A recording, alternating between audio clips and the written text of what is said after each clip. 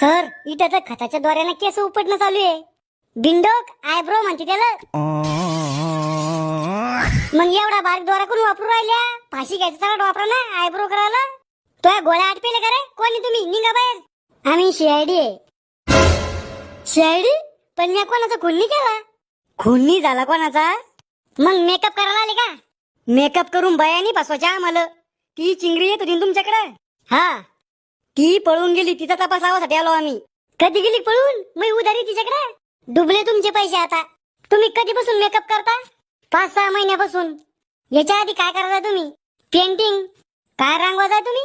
पोळ्याचे बैल, संडास बाथरूम. मग हे धंद्यात उतरली मी.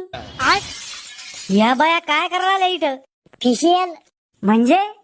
अहो सर, डांबरीवरचे खड्डे भरणं म्हणजे फेशियल. 1.5 फुटाचे साहेब माहित नसतं ना तर शिल्लक बोला जाऊ नका. नॉनसेन्स.